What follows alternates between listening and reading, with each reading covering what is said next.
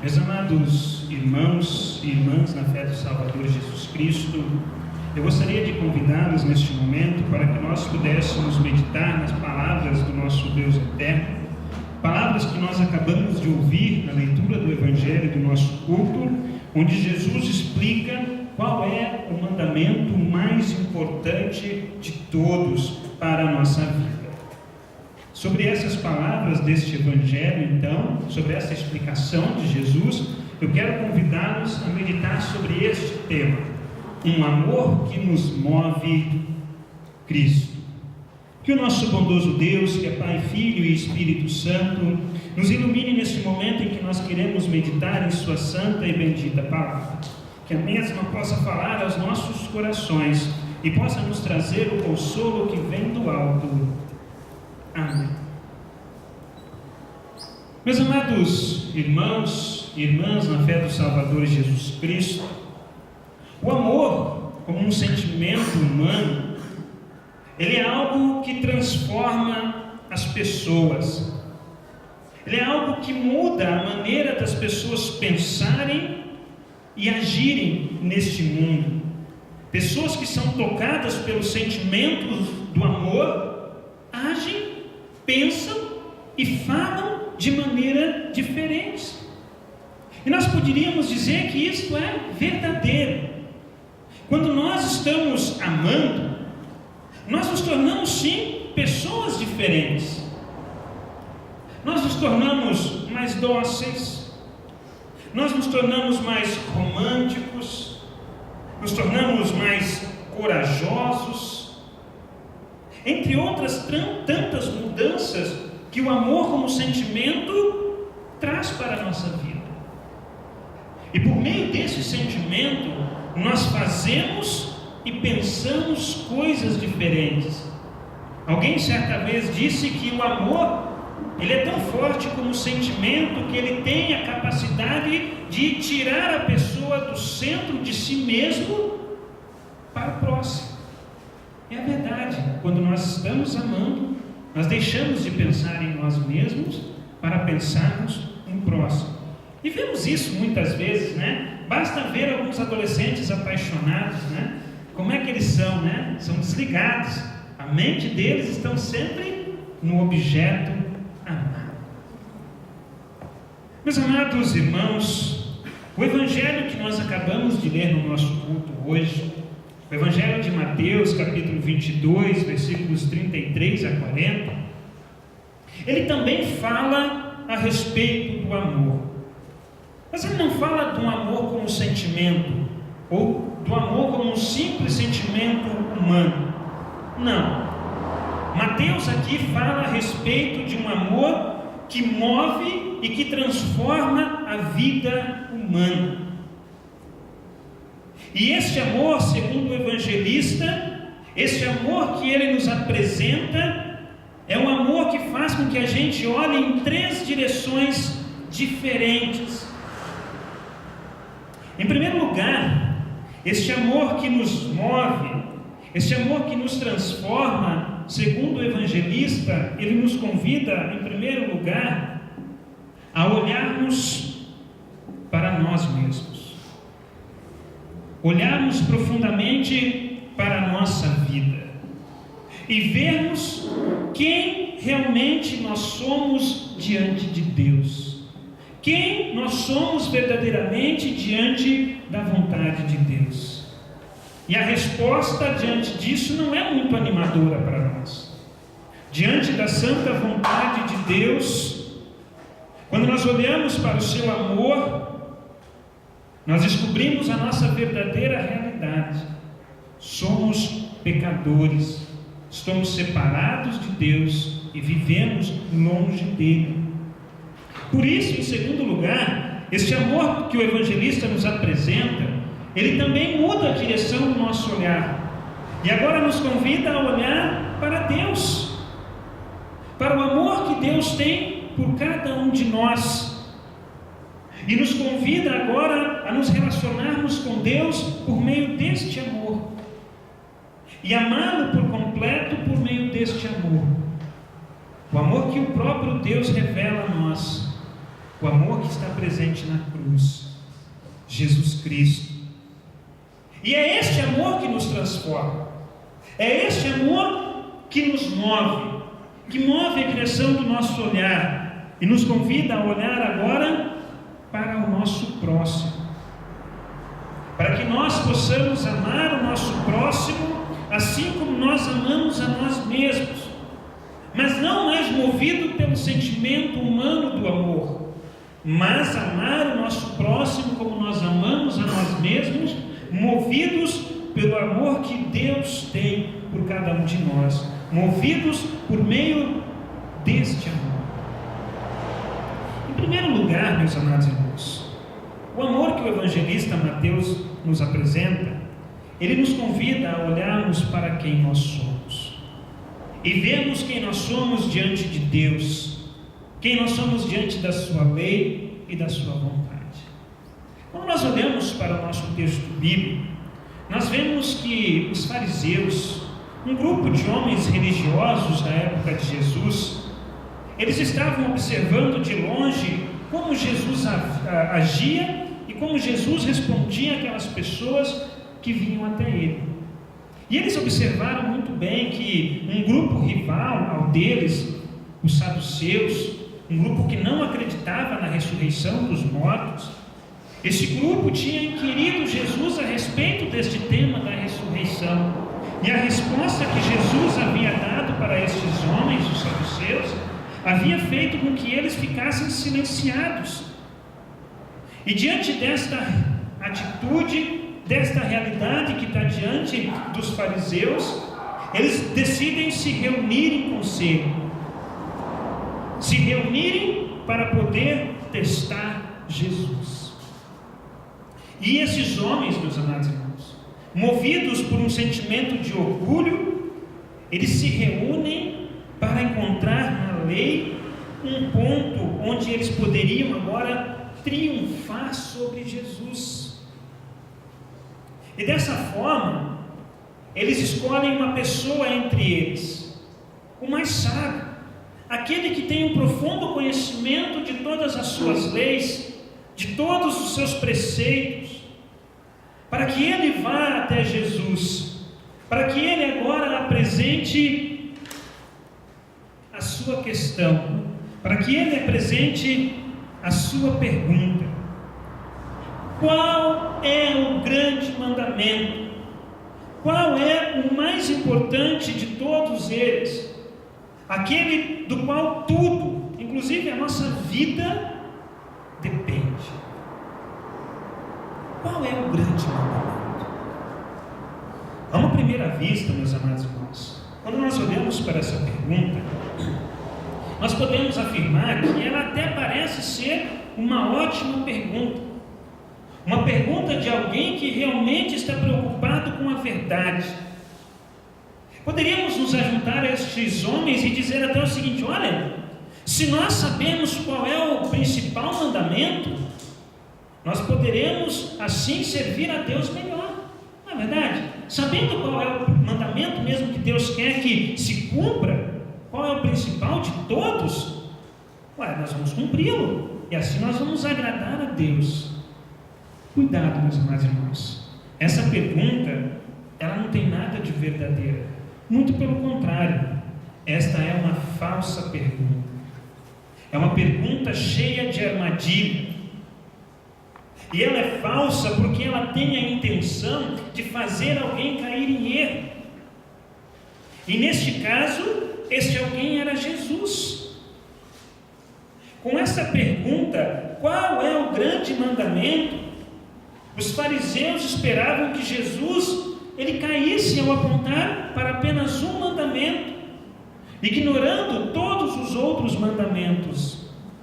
E assim eles poderiam condenar Jesus e acusá-lo por negligenciar a lei, acusar Jesus de ensinar um ensinamento falso. Entretanto, meus amados irmãos, a resposta de Jesus, ela silencia, ela cala estes homens, ela desarma eles. E quem fica agora sem resposta são eles. Jesus, ele divide a lei em duas partes. E a essas duas partes agora Jesus amarra. Ele faz depender todas as outras leis e todos os ensinamentos de Moisés e dos profetas. Para Jesus, meus amados irmãos, o grande mandamento é este. O grande mandamento é o amor. O amor a Deus acima de todas as coisas e o amor ao próximo como nós amamos a nós mesmos. Este é o grande mandamento para Jesus. Aqueles homens, eles não contavam com essa sabedoria de Jesus. Jesus não apenas respondeu à questão, mas ele foi adiante. Ele trouxe agora uma nova perspectiva, uma nova maneira de se ver a lei e a vontade de Deus. E esses homens não conseguem compreender a resposta de Jesus, porque os seus olhos estavam em outra direção. Para eles, meus amados irmãos, o cumprimento e a obediência a todas as suas leis, e eles não tinham apenas o decálogo, ou seja, somente os 10 mandamentos como lei, mas eles tinham outros preceitos que eram igualmente valorosos como os mandamentos. Eram 613 leis e preceitos ao total. Para eles, o cumprimento perfeito desses mandamentos era algo de igual valor, sendo que o não cumprimento de um só destas leis e preceitos significaria para eles a condenação total. Jesus, com a sua resposta, ele troca a palavrinha obediência por amor. Para Jesus, meus amados irmãos, essas 613 leis e preceitos que esses homens tanto valorizavam, não tinha nenhum valor perante Deus, não tinha nenhum valor perante o reino de Deus. Antes, o amor a Deus é para Jesus o resumo da lei.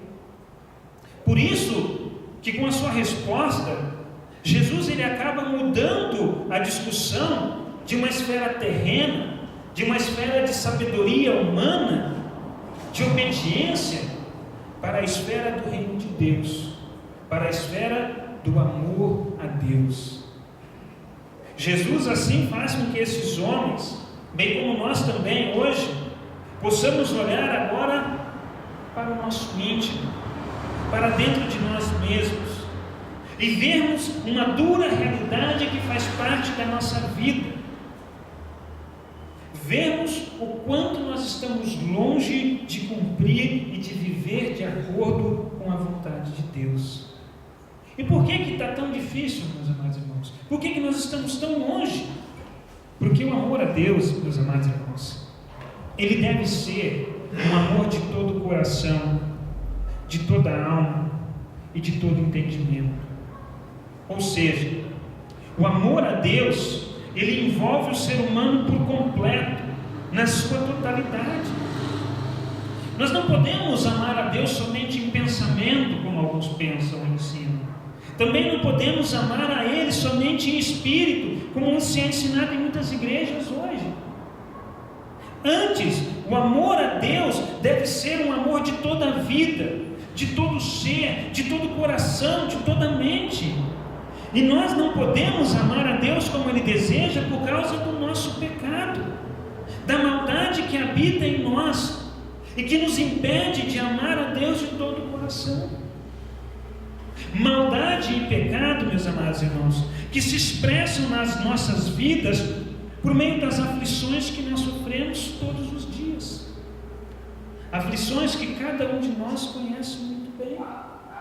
A depressão, a criminalidade, a violência, o abandono, as drogas que cada vez mais têm batido nas portas das nossas casas e levado os nossos filhos para um caminho de destruição, de morte, famílias destruídas, lares despedaçados, a morte. Enfim, nós conhecemos muito bem a realidade do pecado. E conhecemos também muito bem o que esse pecado traz para a nossa vida. Sofrimentos, dor, lágrimas, angústia sem fim. Por isso, meus amados irmãos, assim como esses homens, nós também ficamos silenciados com a resposta de Jesus. Como a lei exige um amor total de coração, de alma e de entendimento, ela ao mesmo tempo indica o quanto nós estamos longe de amar a Deus. E não amando a Deus, meus amados irmãos, nós também não vamos conseguir amar o nosso próximo. Por esse motivo, meus amados irmãos, o amor que o evangelista Mateus nos apresenta, ele agora muda a direção dos nossos olhos. Ele muda a forma de nós vermos as coisas. E ele agora nos convida a olhar para o amor de Deus revelado em Jesus. E nos convida a amá-lo por completo. Jesus, meus amados irmãos, ele nos convida a olharmos para as suas palavras, não mais com medo. Medo porque a gente não consegue cumprir a vontade de Deus como Ele deseja, mas de olhar para as suas palavras como um convite gracioso de Jesus para olharmos para Ele, onde nós encontramos agora o cumprimento perfeito desses dois grandes mandamentos.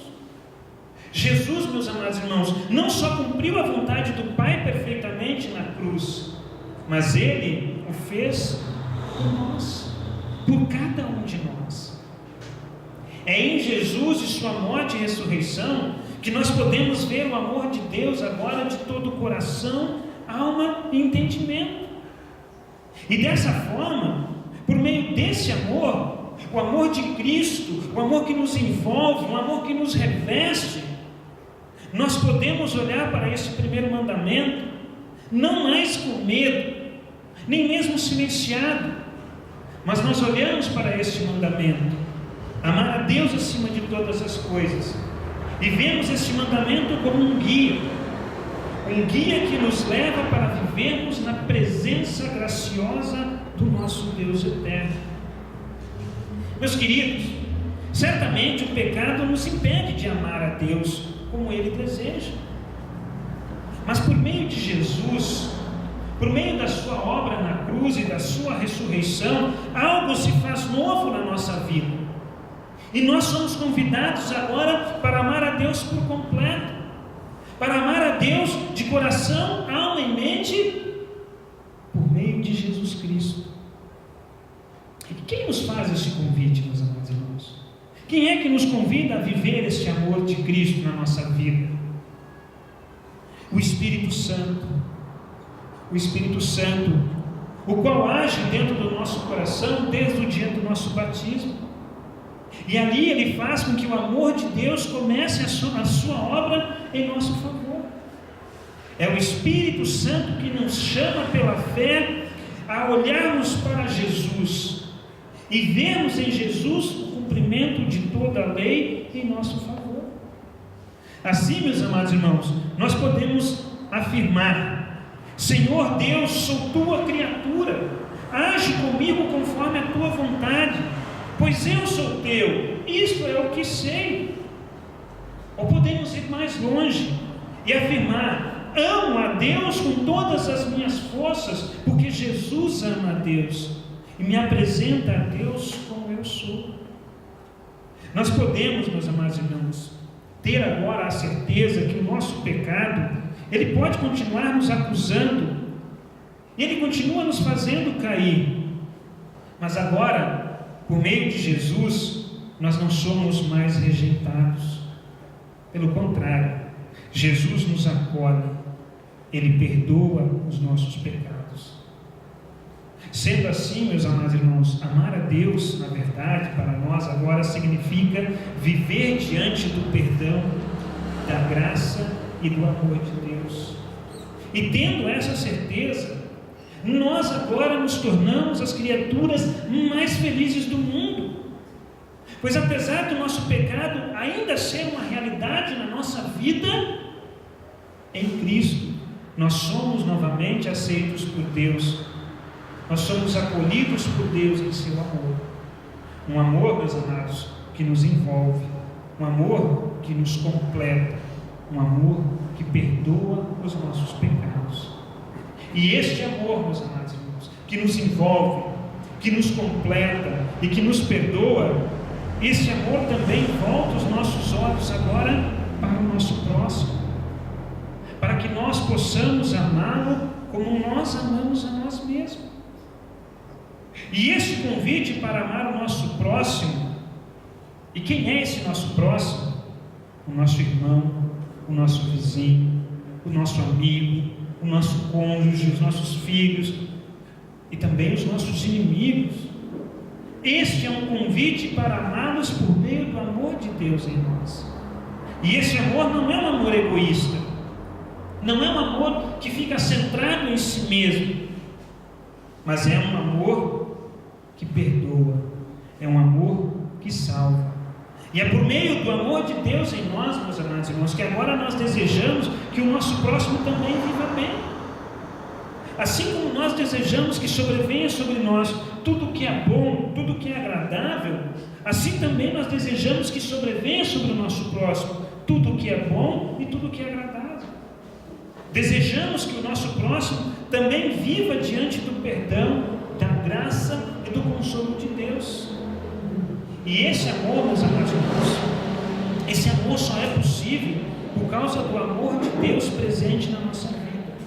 Esse amor que o nosso Salvador conquistou por nós e para nós.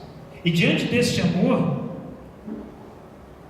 nós podemos dizer o seguinte: amarás o teu próximo como a ti mesmo, estará ligado intimamente com amarás a Deus de todo o coração, de toda a tua alma e de todo o entendimento. As duas coisas estão ligadas, uma está conectada com a outra. E sendo assim, a nossa relação com o nosso irmão também está ligada, também está conectado com a nossa relação com Deus, sendo que o nosso amor ao próximo se torna agora um reflexo do amor de Deus por cada um de nós. Dessa forma, se nós queremos bem ao nosso irmão, se nós desejamos que ele prospere, que ele seja feliz, isso nós fazemos porque o amor de Deus está presente na nossa vida. É o amor de Deus agindo em nós, o qual faz com que nós desejemos que o nosso próximo, que o nosso irmão também possa agora ser envolvido, também possa ser transformado e movido por este amor. O amor que transforma, o amor que nos move. Meus amados irmãos e irmãs em Cristo, nós poderíamos perguntar hoje: qual é o grande mandamento? E a resposta, sem dúvida, é o amor. O amor que o apóstolo Paulo nos lembra lá em 1 Coríntios 13. O amor que é paciente, o amor que é bondoso, o amor que tudo sofre, que tudo crê, que tudo suporta, o amor que jamais acaba e que é perfeito. E obviamente que esse amor que o apóstolo Paulo nos apresenta aqui não é o sentimento humano. Não, esse amor é uma pessoa. Esse amor é Jesus Cristo. Jesus, meus amados irmãos, é o amor que nos move, que nos faz sabermos quem nós somos e o quanto nós necessitamos dos seus cuidados e do seu perdão. Ele é o amor que sara as nossas feridas, o amor que consola a nossa alma angustiada, o amor que perdoa os nossos pecados, o amor que nos resgata e que nos salva. Jesus é o amor que também nos molda e que nos ensina agora a amar o nosso próximo como nós amamos a nós mesmos. Ele é o amor que entregou a sua vida para que eu e você juntos pudéssemos agora ter vida, e não uma vida qualquer, mas a vida eterna junto com Ele. Jesus é o amor que nos acolhe em nossas fragilidades, é o amor que nos acolhe em nossas fraquezas e nos guia agora até a vida em seu reino, um reino de amor, um reino de cuidado, um reino de perdão. E nesse reino nós somos convidados a vivermos agora, diante da presença de nosso Deus, como seus filhos amados. Amém. Nos coloquemos em pé.